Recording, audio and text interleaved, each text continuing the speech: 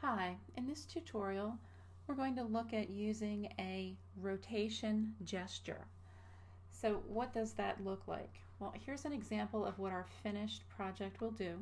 We're going to have an image view and we're going to be able to click or tap and rotate our image view back and around. So that is the goal for this tutorial. So to get started, I'm going to create a new project in Xcode. Okay, so my project is going to be a single view application. I'm going to click Next. I'm going to name it Rotation. I'm only going to have automatic reference counting checked. I'll click Next and Save. Okay, now I know that my project is going to need an image, so I'm just going to drag my image into the supporting files folder and make sure to accept to copy it in. And then I'm going to go into the interface builder file and set up my user interface. So I'm just going to use an image view and I'm going to make it smaller to fit onto the screen better so that we have some room in here to rotate it around. I'm going to set it up so that it's aspect fit, and I'm going to populate it with my image. And I'm also going to check off user interaction enabled and multi-touch. Next, I'm going to add the rotation gesture. So in my objects panel, I'm going to scroll down and find the rotation gesture recognizer. I'm just going to click and drag it right onto the image view. And you can see over here under our objects we have our rotation gesture recognizer. I'm just going to right click on it and we can double check that yes, it was added to the image view. Next, we need to do some setup. We need to set up our image view as an outlet, and we also need to set up an IB action that will handle when it recognizes the rotation gesture being applied. So I'm going to close my utility panel and open the assistant editor, and I'm going to start by right-clicking and dragging from my image into the header file. I'm going to keep it as an outlet, and I'm just going to call this image view and connect it. And next I'm going to select the rotation gesture recognizer in my objects, and I'm going to right-click and drag from it into my header file. I'm going to make sure I change this to an action, because when we apply the rotation gesture we want it to fire an action, and so this will be handle rotation, and I'll click connect. And so I think that's all we need to do to set up our interface. Next I'm going to move to the implementation file, and it created the IB action at the bottom of the implementation file, so I'm just going to move that up to the top to make it a little easier to see what's going on in the video. Now we're going to do a little bit of a modification to the action that's in here.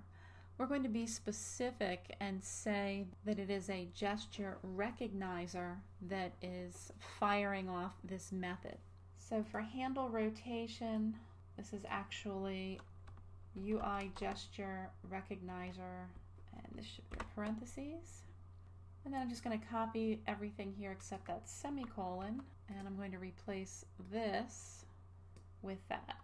So we're being specific here and saying that the sender is a UI gesture recognizer. Okay, now I think I'm finished with the header file, so I'm going to exit out of the assistant editor and open up the standard editor.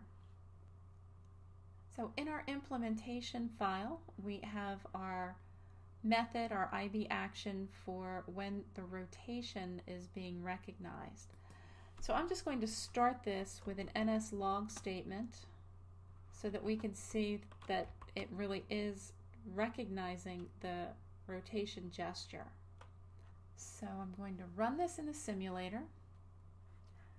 Okay, now to simulate a rotation in the simulator, you hold down the Option key and you get these little dots that represent your fingers, and to actually test the rotation you're going to click with the left mouse button and turn it like you were trying to rotate this.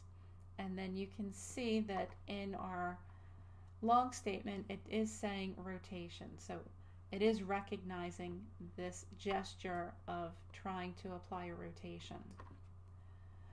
But of course, a log statement isn't that exciting for your app, so we wanted to actually do something to the image view, like rotate it.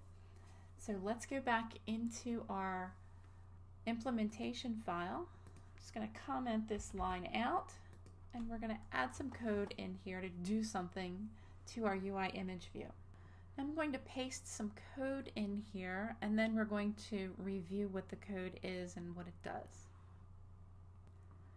Okay, so I have added some code in here, and first I've added a variable of the type CG float for core graphics float, and it's called net rotation, and I'm setting it equal to 0 or initializing it to 0.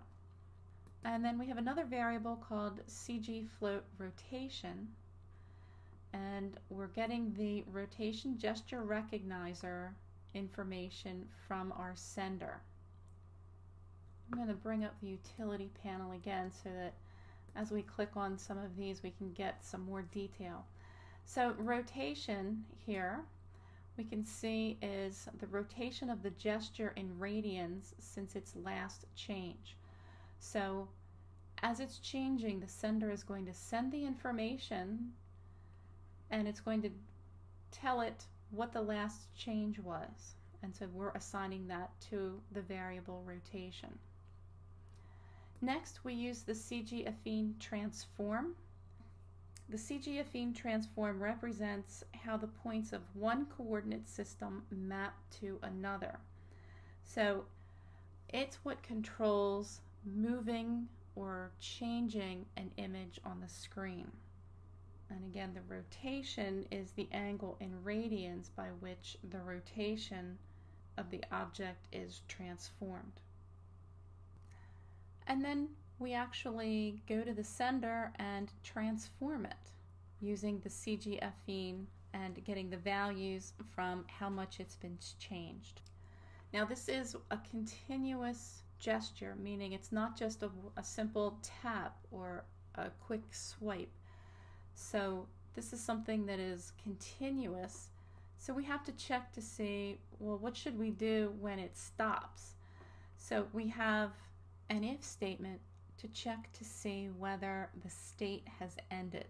So if the gesture recognizer state has ended, then it's going to keep the rotation that is currently being applied to the image view.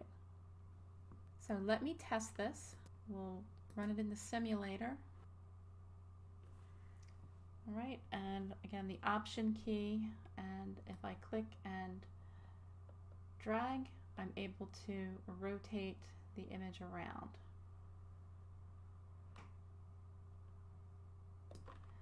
Okay, and so that is using a rotation gesture recognizer.